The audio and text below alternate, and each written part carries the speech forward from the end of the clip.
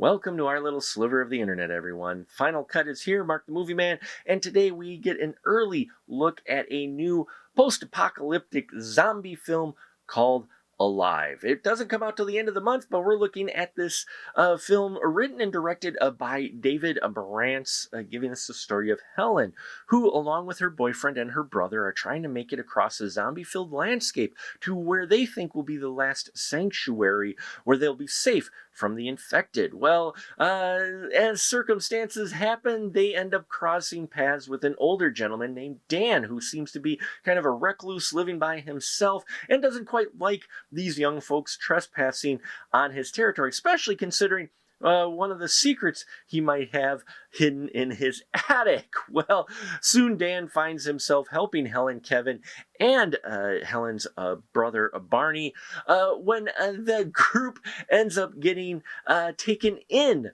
by a crazy group of non-infected people who have their own agenda. And we see how Dan tries to help Helen, Helen tries to help her boyfriend and brother, and still try to achieve their final goal of reaching this sanctuary.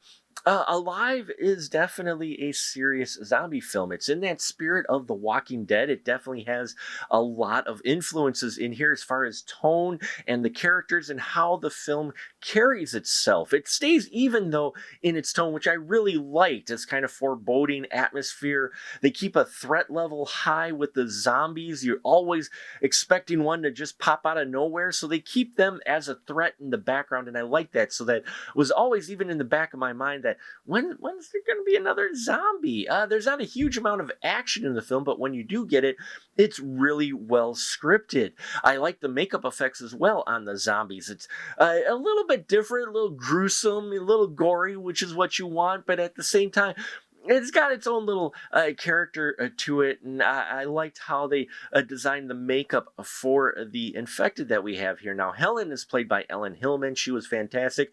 A strong, a young character. I liked the way she was written. You felt like she could protect her brother and her boyfriend, more so than her boyfriend could protect them. The Kevin character, played by Kean Pritchard, he's all right.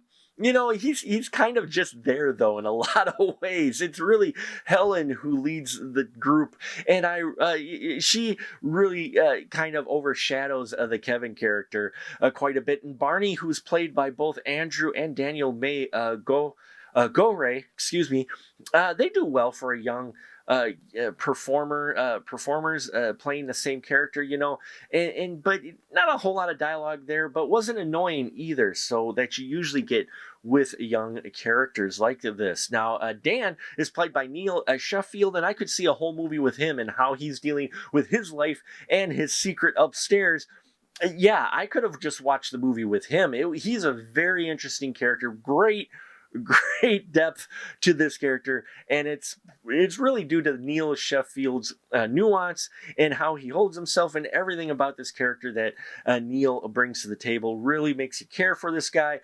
And yeah, I could have just watched just him trying to survive the zombie apocalypse. Father Albert, who leads the group of individuals who take in Helen, her boyfriend, and Barney, but do not have the greatest intentions. He's played by Stuart Matthews. Stuart Matthews plays Father Albert with just the right amount of crazy. This is exactly what you want in your quote-unquote villain of the film. And yeah, you just know right away, the minute you meet him, there's a different agenda going on, and you just want the kids to get out from under his wing and his group. Yeah.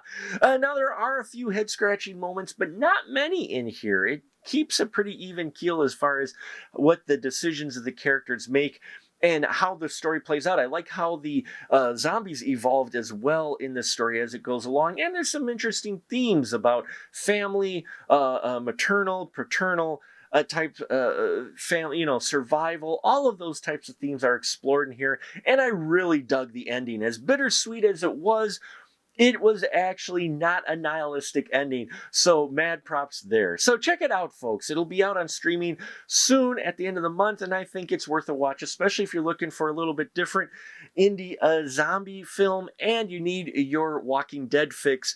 This will definitely help with that.